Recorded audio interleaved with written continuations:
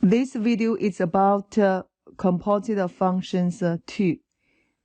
Let's look back on the definition of a composite function. This is the concept. F of g of x equals f of g of x. Remember, inner brackets are done first. You first substitute into g, then into f. For number 4, according to the functions f and g, find the composite functions. For f of x equals 2x minus 3, g of x equals this one. Find the f of g of x and g of fx. First of all, we're working on f of g of x. Still, remember, inside first. So we're working on g of x. G of x equals 4x squared minus 5x minus 1. That means we already figured out this g of x. Then go to f of x. So we plug this value, 4x squared minus 5x minus 1 into f function. The meaning for f of 4x squared minus 5x minus 1 is that for every single x turned into 4x squared minus 5x minus 1 for f of x. So we got the 2. Whenever you have x, you need to turn into 4x squared minus 5x minus 1. Then minus 3. So we do distributive property. We got the 8x squared minus 10x minus 2 minus 3. So we got 8x squared minus 10x minus 5. That's the answer for f of g of x. Now let's go to g of f of x. We're working on f of x first. F of x, that's 2x minus 3. Then we go to this g function. G function, remember we got this one in. So we get 2x minus 3. G of 2x minus 3 means every single x in g function. All these x turn into 2x minus 3. So we got the 4 times 2x minus 3 squared minus 5 times 2x minus 3, that minus 1. So we got 2x minus 3 squared.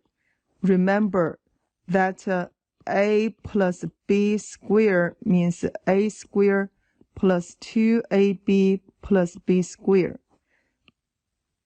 2x minus 3 squared means 4x squared. These two multiply times 2, that's minus 12x plus 9. So I will write down 4 times 4x squared minus 12x plus 9.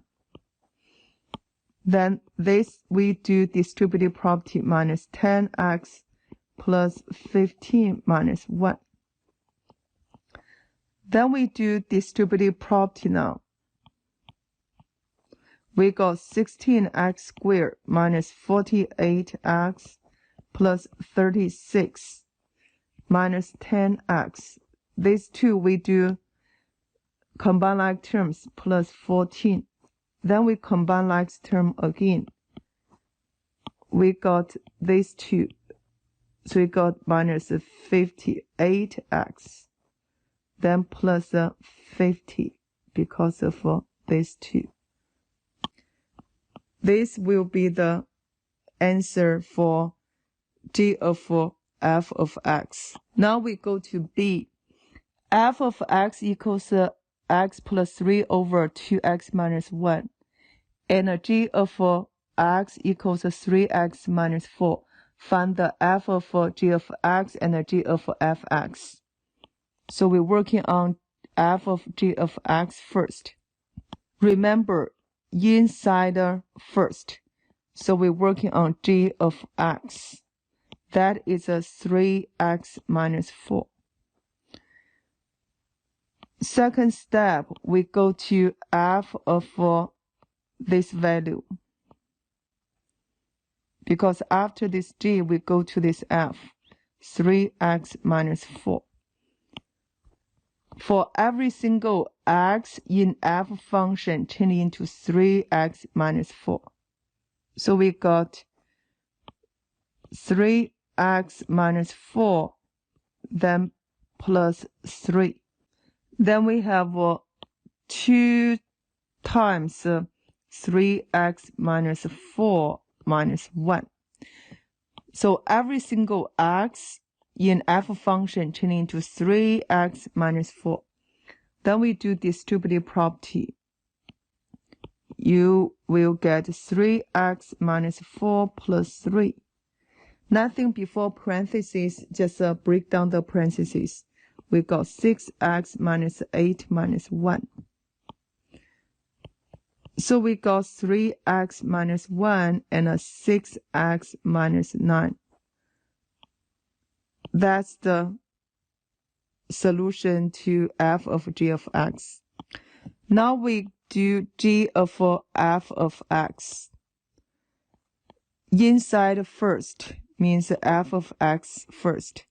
F of x equals x plus 3 over 2x minus 1. Then we go to this g function, g of this one get in, x plus 3 over 2x minus 1. The meaning for g of this means every single x in g function you have to turn into this one. Therefore, we got 3 times x plus 3 over 2x minus 1. Then we minus 4. We put over 1. We got top distributive property. 3x plus 9 over 2x minus 1 minus 4. Then we put over 1. We know that a over b plus or minus c over d, we do denominator multiply, then cross multiply. That is ad plus or minus bc. So we count. This one is a negative 4 when you do cross multiply. Denominator 2x minus 1 times 1, that's 2x minus 1. Top 3x plus 9 times 1, that is 3x plus 9. Then count this one as negative 4. Negative 4 times 2x, that's negative 8x. Negative 4 times negative 1, that's a positive 4. Then you combine like terms. We got negative 5x plus 13 over 2x minus 1. That's the final answer for g of f of x. Now let's go to d. First of all, we're working on f of g of x. Inside first, so we go to g of x first. That is 4 over x. Then we go to this f of 4 over x got in. That's 4 over x. So for f function, every single x turn into 4 over x.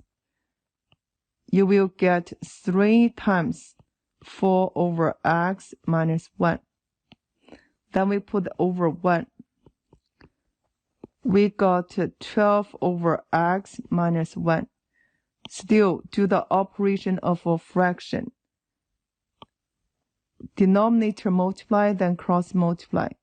So we got denominator that x. Cross multiply, 12 times 1 is 12. 1 times negative 1, that's minus x. Then we do operation of a complex fraction. denominator jump, you got the x over 12 minus x. This will be the final answer for f of g of x. Now let's go to g of f of x. Inside of first, we do f of x first. We got 1 over 3x minus 1. Then we go to g of this. We got 1 over 3x minus 1. So for g function, every single x turning into 1 over 3x minus 1. Therefore, we got 1 over 3x minus 1. Then do the operation of complex fraction. We got the 4 times 3x minus 1. Distributive property, that is 12x minus 4. This will be the final answer for g of f of x. For number 5, find functions f and g so that f of g equals h. In the future, when you do the derivative, this will be useful. First of all, just check what's the parent of function. For example, for a, the parent of function, you will get the x to the 4th power. So that you will see that is f of x, that is x to the 4th power. Then your g of x will be inside this, that is 2x plus 3. That's for A. For C, first of all, we know that this is a cubic function. So we got the x to the 3rd power. Inside, that will be g of x equals 1 plus x squared. For B, we know this is a square root of a function, so we write down square root of x. What's inside? That will be g of x, that is x squared plus 1. Now for this D, first of all, we know this is the absolute value of a function, so I write down absolute value of x. Then what's in the absolute value? That is 2x plus 1. So g of x equals 2x plus 1. That's it.